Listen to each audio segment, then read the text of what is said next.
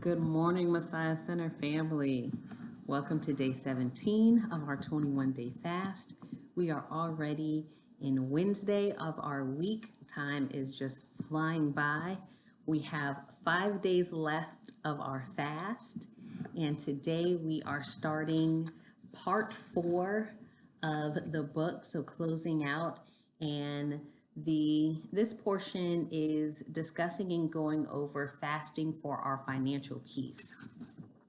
So our topic today is perpetual peace. And the main point is trust that God will bring financial peace into your life.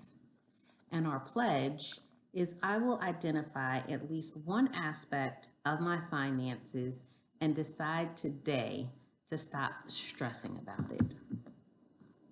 So I feel that most of you, like myself, can really relate to this chapter at some point in time of your financial life, whether it be in these last 21 days, whether it be in the last year, whether it been when you were first starting out on your own.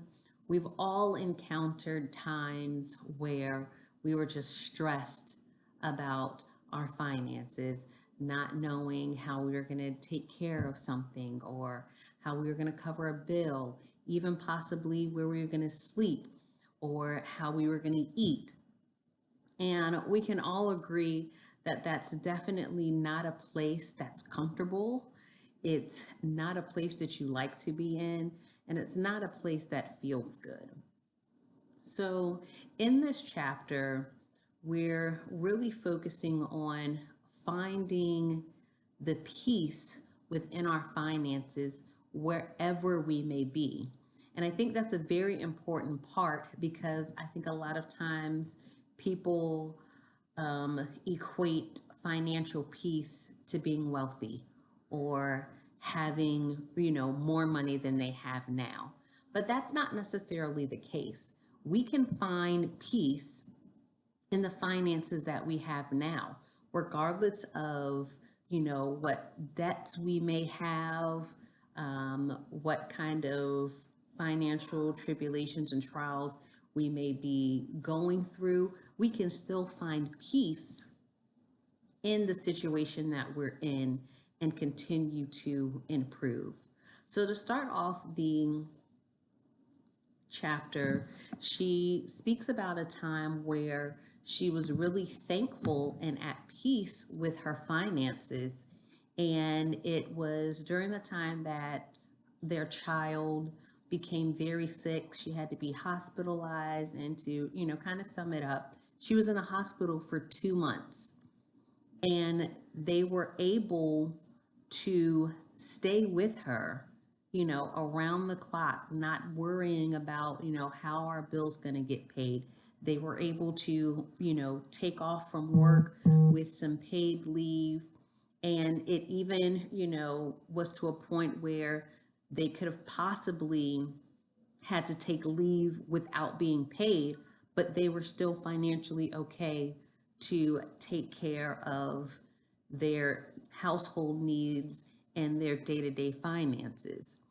And that's definitely a place that I feel that all of us are striving to get to. But how wonderful is that to be able to be with your child or to be with your loved one in a time like that and not have to worry about your finances and be at peace with the plans and how and the prosperity that God has blessed you with at that point. She made the comment of, how bad she felt watching other parents, kind of come and go dressed up in their, work clothes because they just couldn't afford to stay there with their child and miss work. So as we go through again, um, even with that example, that might not be a place where we're all at right now, and it's maybe something that we're striving to. But even if we're not in that place, we still should be able to find that sense of peace in our finances. And that is because the peace is coming from God. It's not coming from the amount of money that we have in our banks or the amount of savings that we have held up somewhere. That peace is coming from God and in knowing who, as we talked about last week in Bible study, knowing where our resource comes from. She was also kind of going over a couple who, they had some health issues. The husband was, had a six-figure job. He ended up losing his job. And then at the same time, he ended up getting sick. So once they went through all of that, his sickness, he came out of that. He wasn't able to, kind of get a salary close to what he was making prior to all of this happening. And over the course of time, they ended up with $130,000 worth of debt. And even in that crisis, by going through, this fast and understanding that there were ways for them to improve their finances and they ended up getting out of that debt, they found that sense of peace because they had a common goal. As you go through that portion of the chapter, she discusses how they were, kind of fighting and, they weren't getting along. Everything just seemed to be awry. And once they were able to get on one accord and have a common goal and have a plan in place to help them get out of that debt, they found the peace. So they found the peace before they even got out of the $130,000 worth of debt. So again, as you go through today, just pray and allow yourselves to continually submit to God, submit to His will, submit to His plan. We know that there are things that we need to do better on, and that's what we've been working up to and doing thus far. And so now we can find that peace in knowing that God has us. It might not be where we want it to be, but there's peace in knowing that we're getting there. So for our activity today, or our assignment today, she wants us to make a list of all of the worries that we may have when it comes to our finances. She mentioned that one of hers is, not having enough money and being poor. And when we go through this list today, she asked us to pick just one thing to start off and pray about it and ask God to show us a way to have tranquility regarding that issue. And then after, we pray, we have to put some action into it.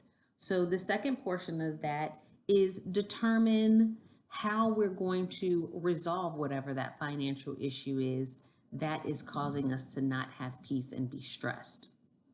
So again, we can have peace while we're working to improve and better our finances. So those are our assignments today. Again, I pray that you all are continuing to be encouraged, continuing to be excited, and also continuing to know that God has us through all of this.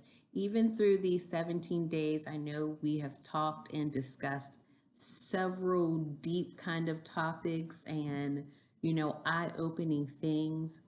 But at the end of it all, our goal is to not only better our finances, but again, have that relationship with God regarding our finances and finding that peace and that sense of rest within Him because it all belongs to Him.